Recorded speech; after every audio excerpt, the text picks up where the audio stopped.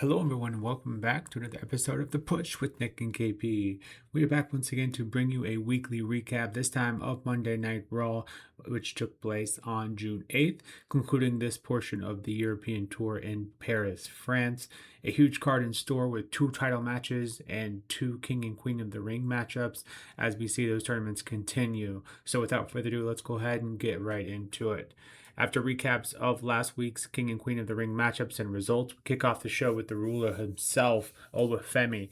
I've said it before and I'll say it again, but Francis crowd are on another level. I'm sad to see the European Tour end, but if they are going to do it for now, this is probably the best spot to end it. Oba, after being serenaded by the fans, does his best Paul Heyman impression and spoils the ending for the King of the Ring tournament by telling us that the ruler needs a crown. Oba says that's not the only trophy he plans on obtaining this year. Brock's head is another one, and I imagine a title or two are probably in store. 2026 could very well be the year of the ruler. In fact, I'd be surprised if it wasn't. Then enters Dirty Dom, who warns the ruler ahead of their King of the Ring matchup next week not to look too far ahead. Dirty tries to help take out Oba, but those efforts are futile even with the chair. Oba just absolutely oozes charisma, and we all love to hate Dom as well. Perhaps the matchup we'll see more than once in the near future, but this was a great segment. Just continuing to make Oba look like $1,000,000, further helped by the hot France crowd. So yeah, great opening segment here to Monday Night Raw. The first matchup of the evening is another King of the Ring matchup Queen of the Ring matchup featuring Alexa Bliss, Chelsea Green, Becky Lynch, and our women's world champion, for some reason, Liv Morgan. This is another fun matchup, and to my records, I believe continues a streak of not a bad winner coming out of any of these matchups, or even the potential of a bad winner. However, in the end, finishers are being handed out for free, and Miss Green hands out an unprettier, and WWE knew what they were doing here. The crowd really wanted Chelsea. Honestly, I did as well. Want to see Chelsea win here in advance, but Liv swoops in, gets a pin on Chelsea, and gets the win for herself, as if she didn't have quite enough going for her already. Liv gets the win to advance and will take on the winner of the Friday night Queen of the Ring matchup. Backstage, we see Chad Gable continuing his apology tour, this time with Penta, who says if you really want to make things right, you know who to talk to. Not in the exact order of events, but we do then see later on in the show Chad talk to both Dragon Lee and Ray. And then Ray tells Chad that long before you put that mask on, you said some things that you might regret. But as of now, it seems like all the luchadors not named El Grande Americano have come to forgive Chad Gable. Our second match of the evening, and a matchup for the first time ever, but certainly likely will not be the last, and that was Lyra Valkyria going one-on-one with Sol Ruka, who is defending her Women's Intercontinental Championship. A good matchup here with some pretty hard-hitting spots. Not the cleanest matchup, especially towards the beginning stages of this match, but I have confidence that these two will provide some absolute bangers in the years to come, as just within the time period of this match, we saw them begin to figure things out on the fly almost. Just kind of the communication and their in-ring chemistry. It just seemed like it was developing right before our eyes. But in the end, it would be Sol Ruka who would land a Soul Snatcher on Lyra to get the win, and still your Women's Intercontinental Champion, Sol Ruka.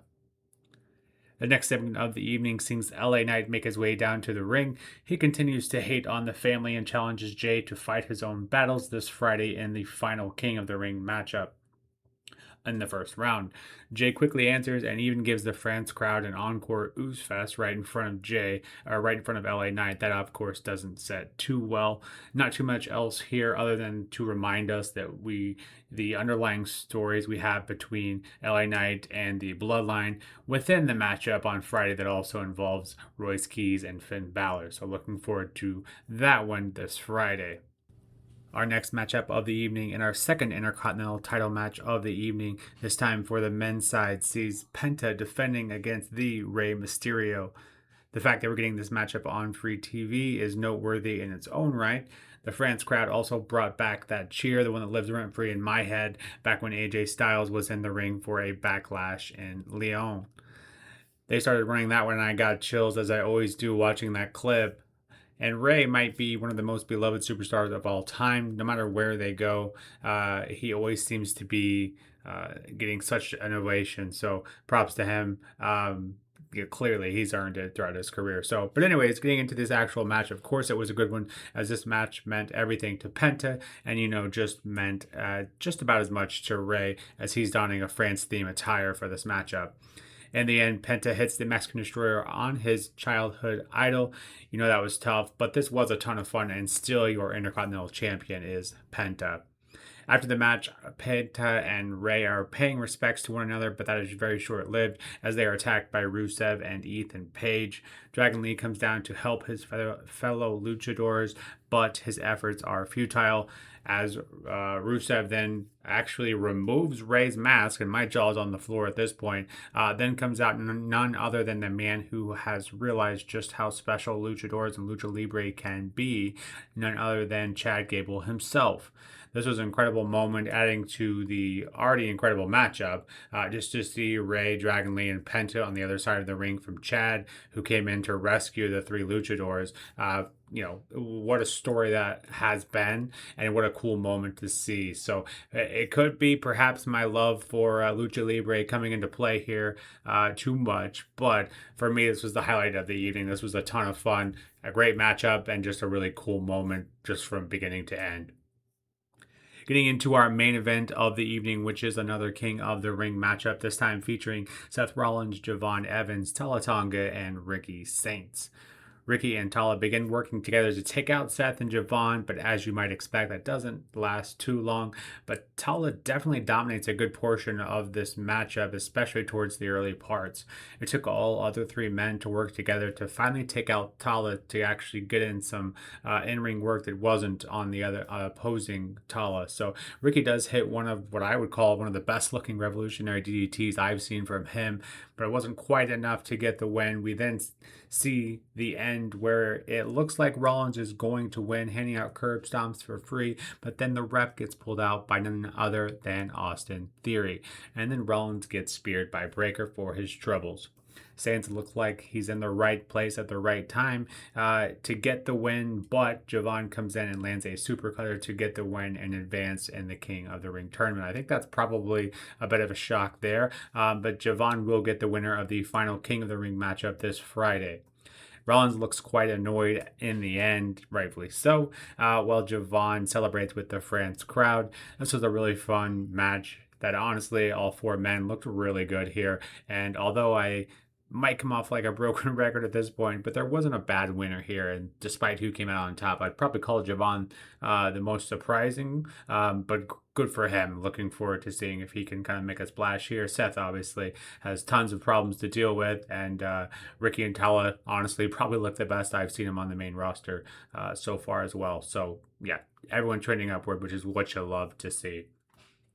Overall, what an episode of Raw, where going over the highlights would basically be me recapping the entire show. But I'll do it anyways, because we don't get a ton of weekly television that's this good quite often. So Soul successfully retains against Lyra, and Liv Morgan advances in the Queen of the Ring tournament. And then we have Penta successfully retaining against Ray, but my goodness, what a segment we see after. And then last but not least, we see Javon advance in the King of the Ring tournament, while the Vision continues to plague Seth Rollins, the former leader himself.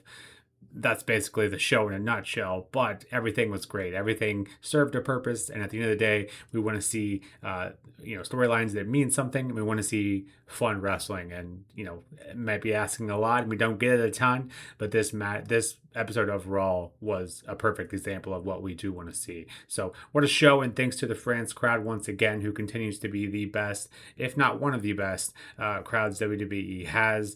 I debated on the ratings for the show, and I'm, because everything served a purpose on the show and I love a good tournament, I am going to go ahead and give this episode a 10 out of 10. So enough from us. What did you all make of this episode of Raw? Am I overhyping it a bit, or did you enjoy it just as much as I did? Did the right winners advance both on the King and the Queen of the Ring matchup side? Would love to hear from you in the comments below, and don't forget to hit that like and subscribe button if you like what we're putting out here. Per usual, we'll be back with our weekly recaps, and also beginning to work on our newest big project, where we are reviewing every single NXT PLE. So be on the lookout for that in the very near future. But until next time, this has been The Push with Nick and KP. We'll see you soon. Take care.